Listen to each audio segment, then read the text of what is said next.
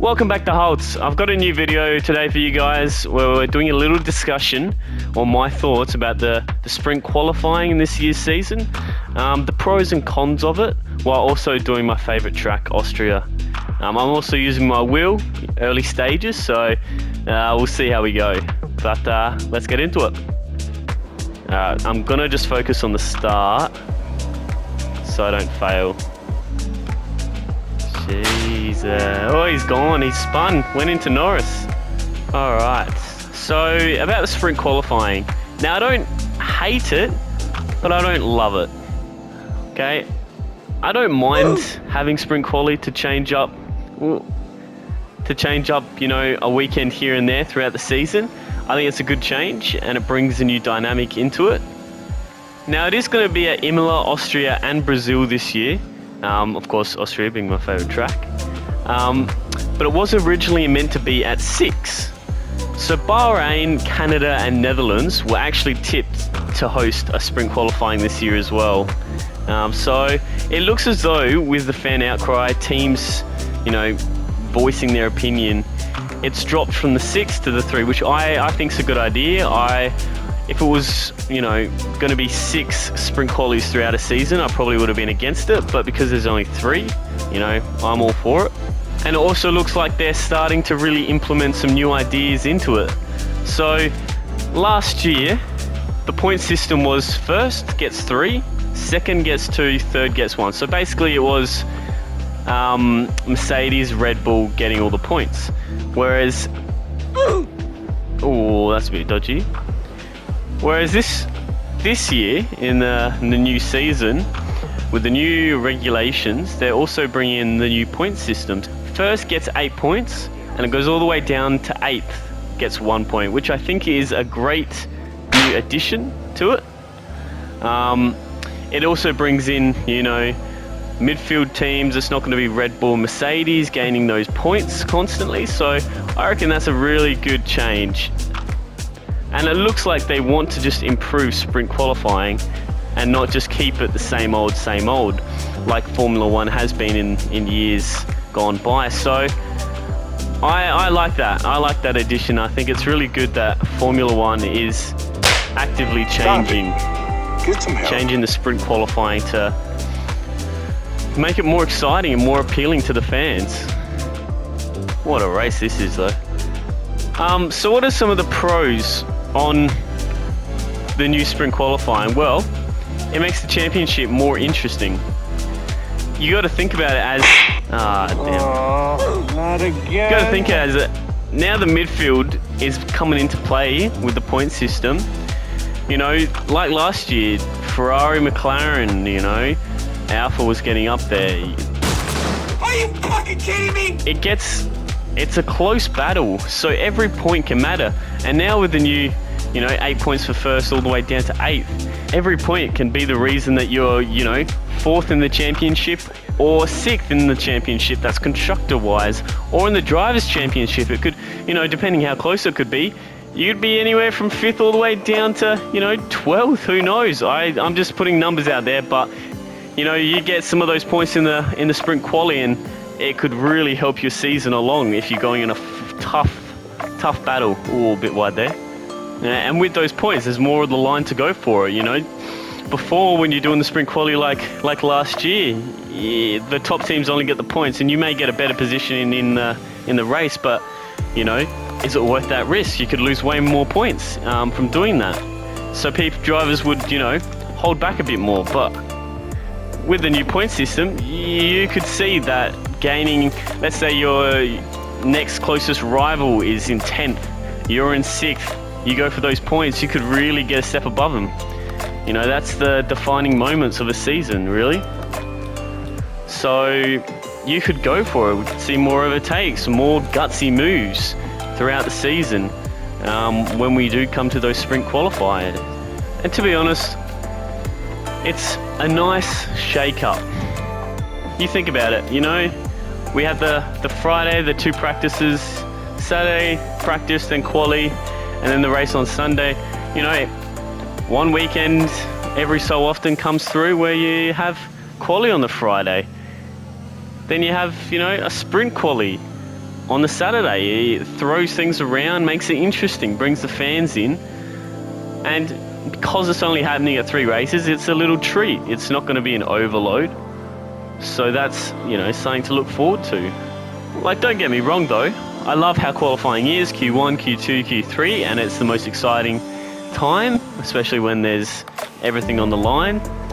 But a sprint quali, not a bad thing. It looks like it's going to be coming in and staying for the long term. So yeah, I think we just enjoy it, enjoy the couple weekends that it's at. Ooh, a bit tight there. Made that move. Of course, there are always downsides and cons to it. A main con is, you know, it can actually cost the championship. You have, let's say, George Russell's fighting for the championship, you know, 5 points ahead of second place. Let's say it's Verstappen. Let's just bring that dynamic back in. You have a sprint qualifying, George Russell, you know, crashes or something goes wrong, he loses those sprint qualifying and has to start 20th for the race, so he loses, and let's say Max wins, so he loses 8 points. 8 points just from sprint quali. You know, Verstappen's 3 points ahead. Then he's struggling to get through the field, maybe gets 1 or 2 solidarity points while Verstappen wins the race. You know, in one weekend he's just gained, you know, 30 plus points maybe from it. So there is that side of it where, you know, a weekend just could make or break your championship. Depending how close the cars are, you know, it could be a really close championship and it could just throw you straight out of the race. And if you, let's say, have a couple bad races at the sprint qualifiers, you know, you could really be paying for it. Yeah, that was bad. My bad. Oh, jeez.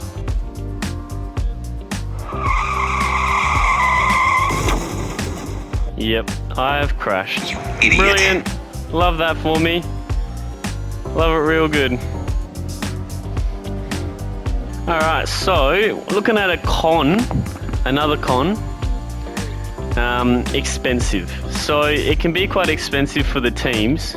So what I mean by that is, with the budget caps coming in, being at like 130 or 140 mil,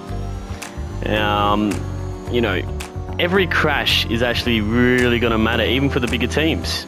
So you think about it, you have a crash one weekend at a sprint qualifying, you've fully screwed yourself, cost the team a huge amount of money for it, going for those extra points if you were fighting that battle. But then if you crash again in the race, that bill is really going to stack up. And with the teams having that constraint this year, you know, it could really screw over one team's rest of the season with upgrades, with developments, with anything like that. So that is a downside, that it could really screw over a team who you may support. McLaren, it could really screw over, you know, Haas could be doing well and then they have that and it just throws their whole season out of whack. Watch this overtake. Oh, he's done it. Yep, brilliant. Oh, thank you, Jeff. Next up is probably qualifying. It negates it a little bit. Instead of, you know, having it on the Saturday, you have it on the Friday, but then, you know, sprint quali kind of determines the outcome anyway.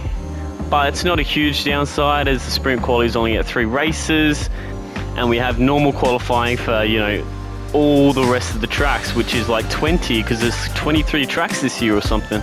So it's huge amounts. So it's not like we're missing out on a whole lot of Saturday qualifying, and we're still going to have it on Friday. And that's the good thing though, that they brought in pole position gets awarded to whoever wins it on Friday. So it's not going to be that Saturday, you know, doesn't really deserve it because they get a lucky overtake on the first corner or something. It's still going to be awarded to whoever wins it on Friday, which is good. Again, they're making changes to try and improve, you know, the sprint qualifying and make it more fair and enjoyable for fans, teams and drivers. So I don't mind it. I don't mind the changes that they're bringing in. I think it's good.